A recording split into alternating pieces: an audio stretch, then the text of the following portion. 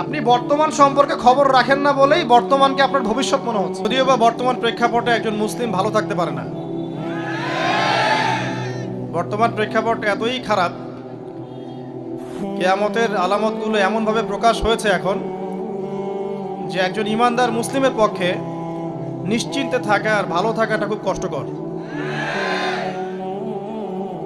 তারপরেও নবী সাল্লাল্লাহু আলাইহি ওয়াসাল্লাম আমাদেরকে দিক নির্দেশনা দিয়েছেন যে যখন ফিতনার যুগ আসবে, ফিতনার যুগ বলতে চতুর্দিক থেকে ফিতনার ফাসাদ।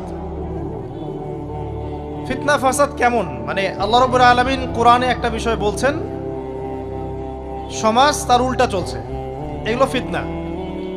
নবী সাল্লাল্লাহু আলাইহি ওয়াসাল্লাম হাদিসে একটা বিষয় বলেছেন, সমাজ তার উল্টা চলছে, এর নাম ফিতনা।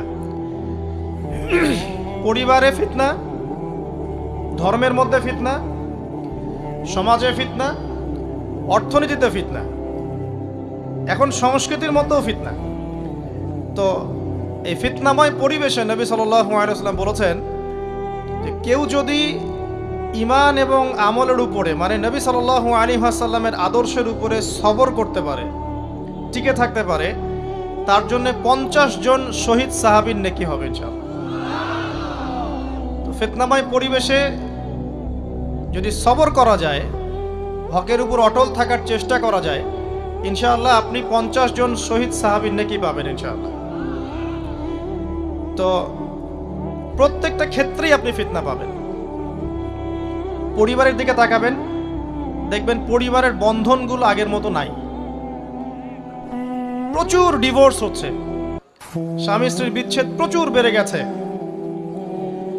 তারপরে সন্তান সন্ততি আমাদের পরিবারে যারা আছে, দেখবেন এরা বেশিরভাগই দুনিয়াদার হয়ে গেছে, দিনের খুব একটা ফিকির নাই। বেশিরভাগ পরিবারের সদস্য দেখবেন নামাজ কালামের এখন ধার ধারছে না। ম্যাক্সিমাম পরিবার থেকে আস্তে আস্তে পর্দাটা কিন্তু শিথিল হয়ে যাচ্ছে। আপনি ব্যক্তি জীবনের দিকে তাকিয়ে দেখেন, গর্বের সাথে আমরা বলি না যে 90% মুসলিমের বাংলাদেশ, দেখবেন মেজরিটি সংখ্যক মুসলিম 5 ওয়াক্ত নামাজ জামাতে পড়ে না। বেশিরভাগ মুসলিম দেখবেন আল কোরআন বিশুদ্ধ করে তেলাওয়াতও করতে পারে না। তো এরপরেও আমরা দাবি করি যে আমরা প্রকৃত মুসলিম, জান্নাত আমাদের জন্য অপেক্ষা করছে। আসলে বাস্তবতা এমন নয়। যারা কোরআন আমরা টুকটাক পড়তে জানি, তাদের মধ্যে কত পার্সেন্ট কোরআনের অর্থ বোঝে? এই আল্লাহ পাকের কিতাব আমার হাতে আছে, এই কিতাবের অর্থ কতজন বোঝে, এটা একটা চ্যালেঞ্জ।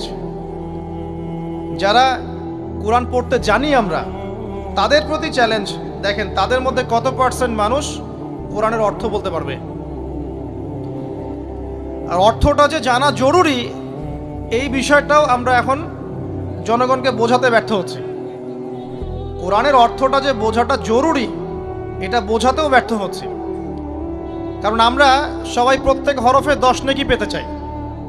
কোরআন তেলাওয়াত করলে প্রত্যেক হরফে 10 নেকি হবে, এই তো। তো এই কনসেপ্ট যখন আমার মাথায় ঢুকে গেছে, আমি ওখানে নিজেকে থামিয়ে দিয়েছি। অর্থ বুঝে গবেষণা করলে এবং কোরআন কেন্দ্রিক জীবন ব্যবস্থা গড়লে যে আরো বেশি নেকি হয়, এটা আমার মাথায় নাই। প্রত্যেক হরফে 10 নেকি তো আপনি পাবেন তেলাওয়াত করলে, কিন্তু অর্থ বুঝে এর ভিতরে ঢুকলে, গবেষণা করলে এর মূল স্বাদটা পাওয়া যায়, এটা আমরা বুঝতে পারছি না। দেখবেন বেশিরভাগ মানুষ কোরআনের অর্থটা জানে না। আবার আমরা যারা টুকটাক ভাঙাচুরো অর্থ জানি, তারা আবার দেখবেন কোরআনের সমস্ত আদেশ মেনে চলতে পারছি না এবং কোরআনের সমস্ত নিষেধও বর্জন করতে পারছি না। সমস্যা কিন্তু এখানেও থেকে গেছে। আবার কোরআনের ব্যাখ্যায় আছে হাদিস। তো এই হাদিসকে কেন্দ্র করে কোনো বিভ্রান্তির সুযোগ ছিল না, কিন্তু এখানেও আমরা বিভিন্ন জাল এবং মানে বানোয়াট হাদিসের উপর আমলও শুরু করেছি। হাদিসের নামে এমন অনেক কিছুই চলছে সমাজে যেগুলোর সাথে হাদিসের কোনো সম্পর্ক নাই। আমি বলতে চাচ্ছি যে হাদিসের নামে আবার সমাজে এমন অনেক আমল চালু আছে যেগুলোর সাথে আবার হাদিসের কোনো সম্পর্ক নেই। তো দেখুন, ধর্মের মধ্যেও সমস্যা থেকে গেছে। আবার আমরা সবাই মুসলিম, আমাদের সবার ইউনাইটেড থাকার কথা। মুসলিম একটা জাতি, তাদের আল্লাহ একজন, রাসূল একজন, কেবলা এক। তাদের সবার মধ্যে একটা ইউনিটির কথা ছিল, কিন্তু আমরা ধর্মতাত্ত্বিকভাবে এবং পলিটিক্যালি আমরা বিভিন্ন দলে বিভক্ত এবং আপোষের মধ্যে মিল মহব্বত কম। বাইরে হয়তো আমরা বলি যে আমি একজন ধর্মতাত্ত্বিক দলের সদস্য, সে আরেকটা ধর্মতাত্ত্বিক সংগঠনের সদস্য, সে আরেকটা মানহাজ ফলো করে, সে আরেক জামায়াতের, সে আরেক তরিকার ইত্যাদি। আমরা সবাই এক, যদি আমরা বাইরেই কথাটা বলি, কিন্তু অন্তর থেকে কিন্তু আমাদের এই বিষয়টা আসছে না। তো দেখুন, ধর্মকেন্দ্রিক অনেক প্রবলেম থেকে গেছে এখনো। আবার আল্লাহ রাসূল সাল্লাল্লাহু আলাইহি ওয়াসাল্লাম হাদিসের মধ্যে এবং আল্লাহ পাক কোরআনের মধ্যে ধর্ম নিয়ে বাড়াবাড়ি করতে নিষেধ করেছে। ধর্ম নিয়ে বাড়াবাড়ি করো না, তোমরা নিজেদের ধর্ম পালন করো। তা আমরা নিজের ধর্ম যতটা না পালন করি, অন্যের ধর্মের দিকে আঙ্গুলটা তার চেয়ে বেশি তুলি। আমরা আগে নিজের রিলিজিয়নটাকে ঠিক মতো পালন করি, দেখবেন সমাজ ঠিকই পরিবর্তন হয়ে গেছে ইনশাআল্লাহ।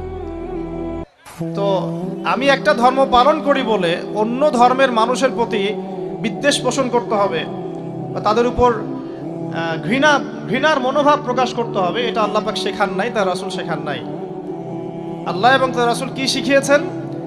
ইসলামের সত্য বিষয়টাকে আপনি সবার সামনে উপস্থাপন করবেন, যার ইচ্ছা হবে সে কবুল করবে, যার ইচ্ছা হবে সে অস্বীকার করবে। যার যার কবরে শেষে যাবে, যার যার হিসেব শেষে দিবে। চাপিয়ে দেওয়ার সিস্টেমটা ইসলামের মধ্যে নাই।